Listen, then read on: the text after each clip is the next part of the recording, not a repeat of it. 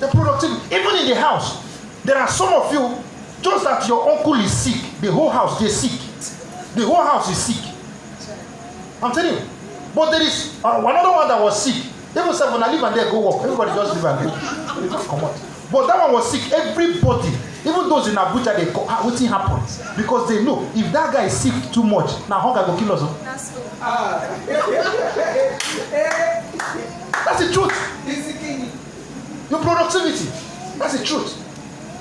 See, brother, no be by mouth. Say nobody they call you brother. The day you stop vomiting, they will stop calling you brother. They'll call you by your name, James. Brother James, brother. When you stop, you hear James. Why? I'm telling you. What is your productivity? What is your productivity like? What's your productivity? And do you know the funniest of some of us, we are too casual. We are too, I don't care. You think you are doing me or you are doing your family? Don't worry. When you go look time like this, you are 24. Look time again, you are 30. By then, they go rewire your brain. They will rewire.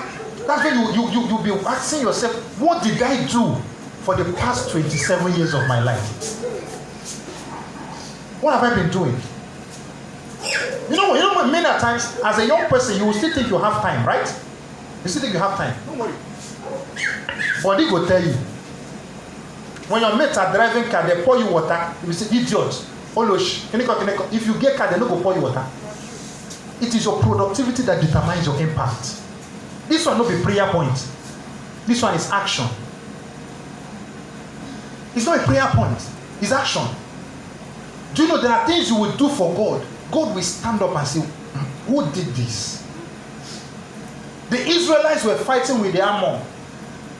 And the king, he saw that they were defeating them. He took knife and killed his first son. He was not a Christian. When God saw the blood of that young guy that was killed, God was fighting against the Israelites. Yes. You don't know. There are things you will do. Even that man who is a winch will start fighting. He will say, leave this one, start fighting me. You know, many times we'll talk about which they pursue you. Why they don't go pursue you? Because they just want some come out that small blood when you get. They need blood in their coven. Imagine you go to your village and give them 10,000. They go even donate blood they give you 7. They say, come and suck blood, come and take this one. So that because if you are alive, all of us go eat and enjoy.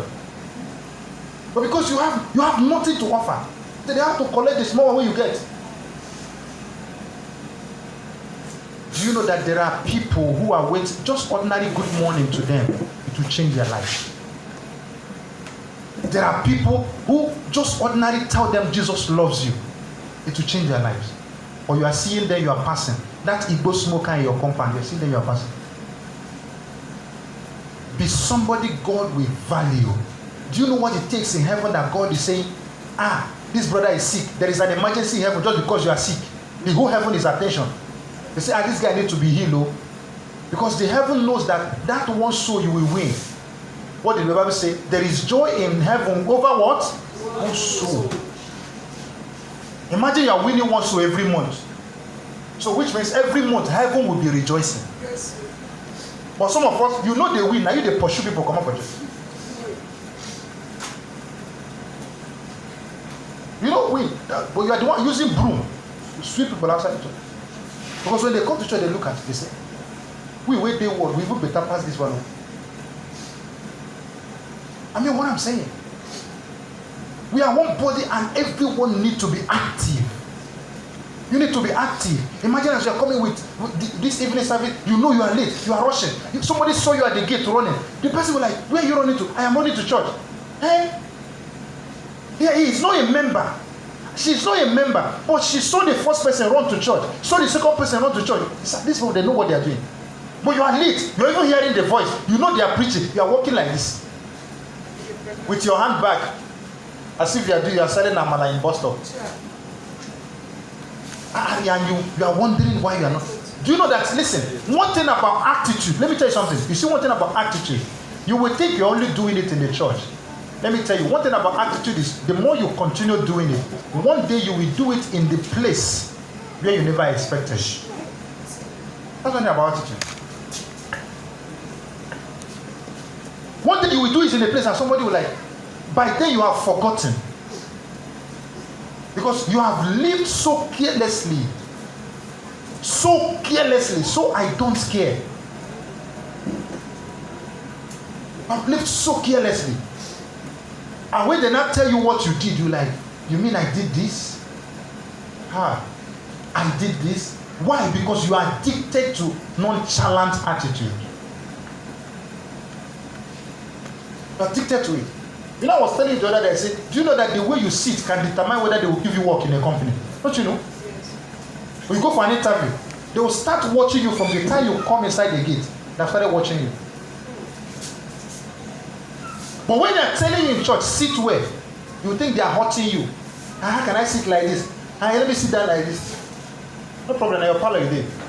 And when you didn't get work for 2 years, your eye will do like this. Why? Because there are things you need to learn. Life is in processes. And any process you pass, you must come back to do it. I'm telling you, you don't jump. When you jump to success, you will still crawl back to that success. That is why you will see somebody was... Everybody heard somebody say, when I was young, I was rich. When you were young, you were rich. And now you are old. I get them before no be... Hey! I mean what I'm saying. I want to see people who are different. Do you know what it means that your boss has to tell you, please, which church are you going? I want to go to that your church. There is something that is different about you. Even in the compound, I want to go to that your church. Why? Because you know you are a unit leader. And as a leader, people should learn from you. So you behave, you are conscious of who you are, anywhere you are. You don't forget. Whether your pastor is there or not, you know that I'm a leader. I have to be coordinated.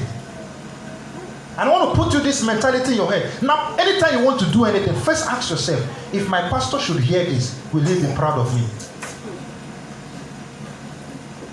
Ask yourself that question. If my boss was to know that I did this, will he be proud of me? If my guy in the office was to know, will he be proud of me? There are some of us, see, the offense you committed in the office, if they should talk about it in your house, the one you committed in the house, if they should bring it to the church, it is labara. Let us learn to grow. Learn to be a different person. Learn to grow. As leaders, there should be a striking difference between you and every other person. Because you are a leader, each and every one of you. You are what? A leader. I'm a leader. Somebody rise up on your feet and begin to appreciate the name of the Lord. You can